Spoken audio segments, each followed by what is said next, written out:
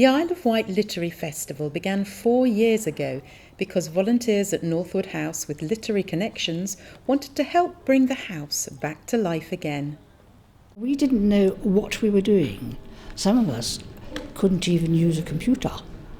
And so it grew, and we had a committee which changes from time to time, and we all put our hearts and souls into it. Each year I think it's better than it was the year before, and it's growing, and it's a very important destination to come promote your book.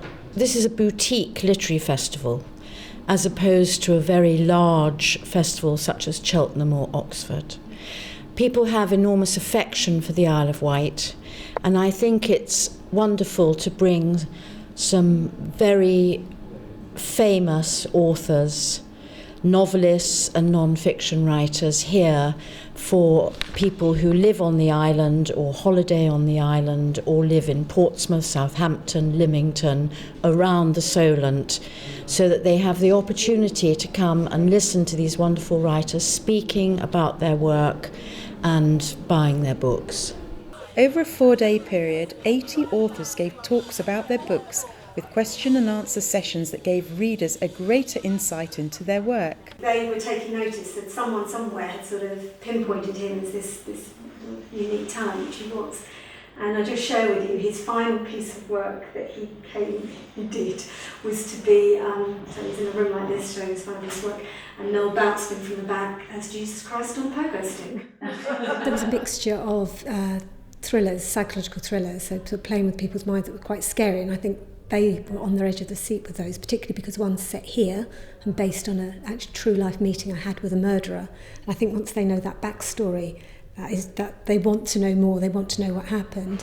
But the funny books, I'm Ella by Me and The Things You Miss While You're Away, they're things they can relate to, and it's a nice break from the scary stuff to have a bit of a laugh. The author of the Munich art hoard, Hitler's Dealer and His Secret Legacy, was there promoting her first book, written after investigative work that began 10 years ago on Nazi-looted art and restitution.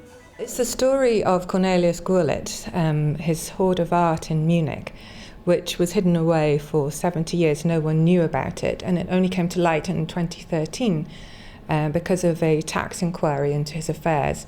And that hoard contained an incredible array of art by artists like Chagall, Picasso, Monet, Manet, Otto Dix, Max Beckmann, all these very well-known names.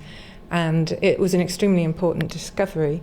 And I'm looking into how it all came together, how his father, who was an art dealer under Hitler, brought the collection together and how it remained hidden for all those decades. One of the big problems is that a lot of the art in that collection was stolen from Jews by the Nazis. So some of the Jewish collectors and their heirs who were robbed all those years ago have been looking for it all this time. And so far, only 2 paintings have been returned to the original Jewish owners, and there are probably many more in that hoard that were stolen. We don't know how many. I thoroughly enjoyed coming here. It was a privilege to be part of it and to thank all the volunteers who just make this possible, because without them it wouldn't happen. The volunteers are the lifeblood. 65 volunteers support the smooth running of the festival, doing a myriad of jobs, including organising book signings. Scylla's love of books and passion to bring something unique to the island saw her volunteer from the beginning. You're right in the middle of it, right in the thick of it, and you meet lots of nice people. And I'm not talking about the author entirely, I'm talking about all, the public, the other volunteers, and of course you get to meet the authors as well, and it's really very exciting. And I just had to ask, how close to fact was the movie The Monuments Men that starred George Clooney? Well, it's Hollywood. It's a very kind of, let's say, how to describe. They wanted an action movie and a sort of war movie about companionship in war. It's not so much really about the art. This is Shan Robins for That's Solent.